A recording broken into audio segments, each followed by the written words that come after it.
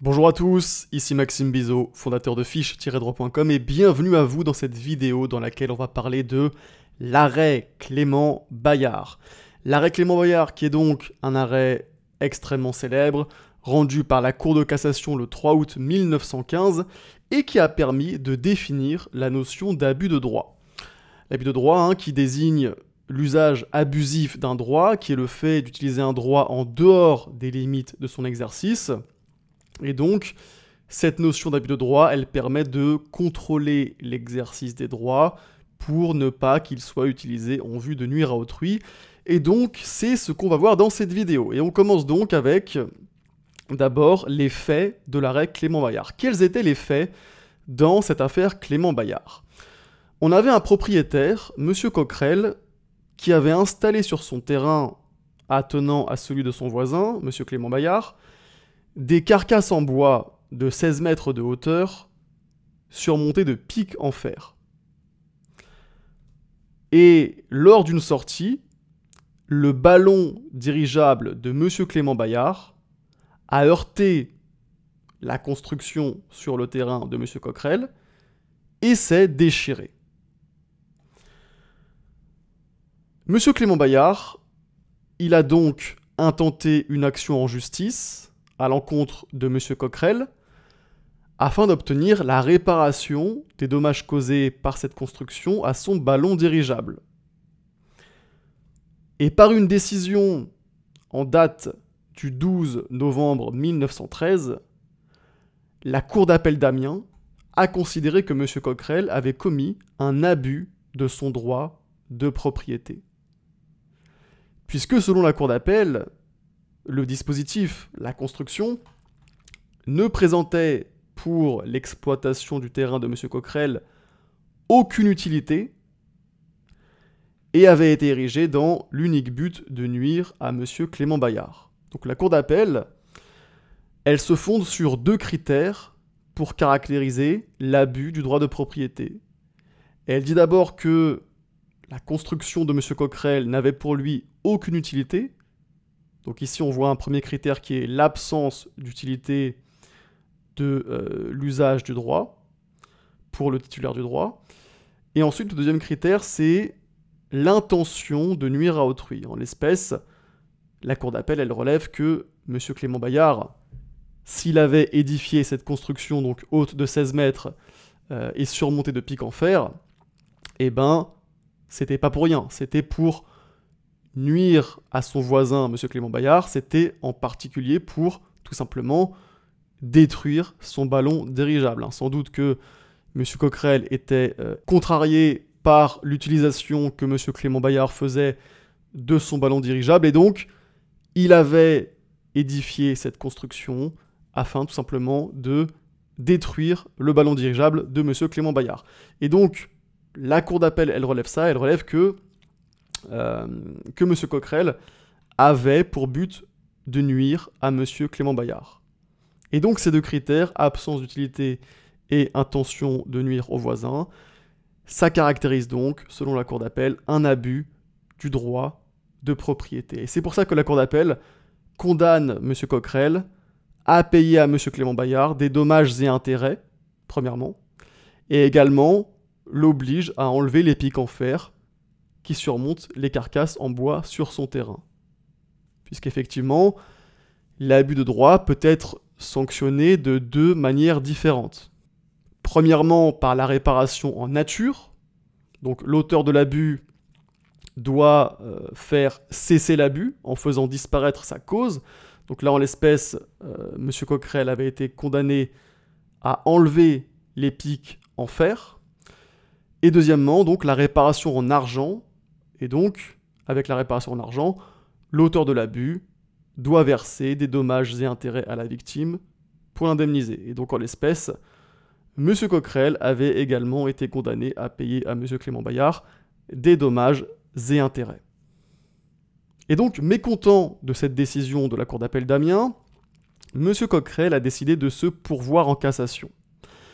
Et M. Coquerel, il invoquait en particulier l'article 544 du Code civil, selon lequel la propriété est le droit de jouir et disposer des choses de la manière la plus absolue, pourvu qu'on n'en fasse pas un usage prohibé par les lois ou par les règlements.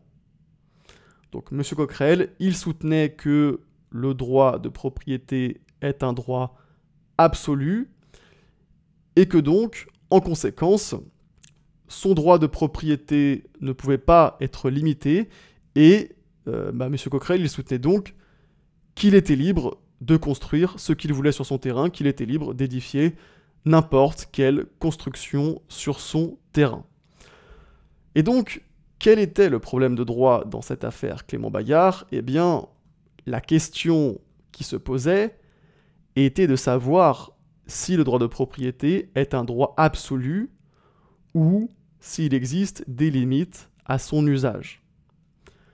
Et plus généralement, peut-on abuser de son droit de propriété ? Est-ce qu'on peut commettre un abus de son droit de propriété ?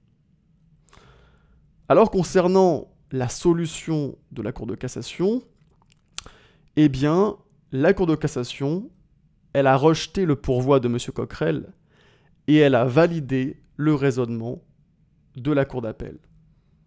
Donc, tout comme la Cour d'appel, elle considère que, puisque la construction n'avait aucune utilité pour M. Coquerel, premier critère de l'abus de droit, l'absence d'utilité, et il visait simplement à nuire à son voisin, puisqu'effectivement, par sa construction, M. Coquerel avait pour but de détruire le ballon dirigeable de son voisin, donc il avait pour but de nuire à son voisin, et ça c'est le deuxième critère de l'abus de droit, l'intention de nuire à autrui. Et bien donc, comme la Cour d'appel, la Cour de cassation, elle considère que, puisque ces deux critères sont réunis, absence d'utilité et intention de nuire à autrui, eh bien, M. Coquerel avait donc commis un abus de son droit de propriété. Et donc, les critères de l'abus de droit qui sont dégagés par l'arrêt Clément Bayard, qui sont consacrés par l'arrêt Clément Bayard, ce sont donc, premièrement, l'intention de nuire à autrui, et deuxièmement, l'absence d'utilité. Mais il faut remarquer que ces deux critères, finalement, ils peuvent être rassemblés en un seul critère, qui est que le droit est utilisé dans le seul but de nuire à autrui. Dans le seul but de nuire à autrui. Puisqu'effectivement, si on dit qu'un droit est utilisé dans le seul but de nuire à autrui, eh bien ça implique qu'il n'est pas utilisé dans un autre but. Et donc, que son titulaire ne l'utilise pas pour en tirer une quelconque utilité. Et donc finalement, dans ce critère du fait que le droit est utilisé dans le seul but de nuire à autrui, on retrouve le critère de l'absence d'utilité pour le titulaire du droit. Et on retrouve évidemment aussi le critère de l'intention de nuire à autrui. Mais donc, on peut dire que l'abus de droit est constitué lorsque le titulaire du droit l'utilise dans le seul but de nuire à autrui. Et donc, au final, il faut déduire de cet arrêt Clément Bayard qu'il y a abus de droit lorsque l'unique but est de nuire à autrui. Et puis maintenant, quelle a été la portée de l'arrêt Clément Bayard ? On va maintenant s'intéresser à la portée de l'arrêt Clément Bayard.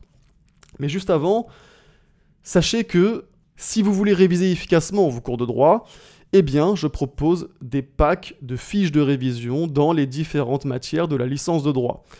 Ces packs de fiches, ils contiennent chacun 20 fiches de révision qui sont claires, qui sont synthétiques et qui résument parfaitement la matière en question. Ces packs de fiches, ils vont donc vous permettre de réviser efficacement les différentes matières. Ils vont également vous permettre de mieux comprendre vos cours. Et donc, si ça vous intéresse, vous avez le lien dans la description de cette vidéo. Parenthèse fermée, on reprend donc avec la portée de l'arrêt Clément Bayard. Alors, il faut dire qu'aujourd'hui, donc même si la notion d'abus de droit a permis de résoudre un certain nombre de conflits de voisinage, aujourd'hui, les conflits de voisinage sont principalement résolus en ayant recours à la responsabilité pour trouble anormal de voisinage, qui est un régime totalement différent de celui de l'abus de droit. Puisqu'en effet, la notion d'abus de droit, la théorie de l'abus de droit, ne s'est pas révélé adapté à toutes les situations constituant un trouble de voisinage. Et en particulier, le fait qu'il faille démontrer l'intention de nuire du voisin, eh bien, ça rendait difficile certaines condamnations en cas de trouble de voisinage, puisqu'effectivement, on peut tout à fait subir un trouble de voisinage, subir un conflit de voisinage, alors même que le voisin n'a pas nécessairement l'intention de nous nuire. Mais donc, vu que pour constituer l'abus de droit, il faut nécessairement une intention de nuire, eh bien, il était difficile, en se basant sur cette notion d'abus de droit, d'obtenir gain de cause dans un certain nombre de conflits de voisinage. Et c'est pour ça que la jurisprudence a développé un régime spécial de responsabilité fondé sur le principe selon lequel nul ne doit causer à autrui un trouble anormal de voisinage. Et cette responsabilité pour trouble anormal de voisinage, très important, elle ne suppose pas de démontrer l'existence d'une faute, elle ne suppose pas de démontrer l'intention de nuire. C'est-à-dire que la seule constatation d'un trouble anormal de voisinage suffit pour engager la responsabilité de celui qui a généré le trouble, et donc pour le faire condamner à réparer le dommage résultant du trouble. Et donc, cette responsabilité pour trouble anormal de voisinage, elle permet concrètement de faire cesser plus d'abus, de faire cesser plus de troubles de voisinage que la notion d'abus de droit. Et c'est pour ça qu'elle est aujourd'hui davantage utilisée que l'abus de droit pour régler les conflits de voisinage. Et cette responsabilité pour trouble anormal de voisinage, il faut savoir qu'elle a été récemment codifiée par une loi du 15 avril 2024 à l'article 1253 du Code civil. En revanche, si la théorie de l'abus de droit a progressivement été abandonnée pour traiter les conflits de voisinage, elle continue de s'appliquer aujourd'hui dans d'autres branches du droit. On peut citer comme exemple la procédure. Les plaideurs peuvent alléguer que la partie adverse soutient une procédure abusive. Par exemple, lorsqu'une partie multiplie les recours pour éviter d'exécuter des obligations qui lui incombent. Donc, depuis sa reconnaissance par l'arrêt Clément Bayard, la notion d'abus de droit est donc toujours fréquemment utilisée en droit français. Et voilà, cette vidéo est maintenant terminée, j'espère qu'elle vous aura été utile. N'oubliez pas de liker cette vidéo, ça m'aide à faire connaître mon travail à plus de monde. Et sur ce, on se dit à très bientôt pour une prochaine vidéo.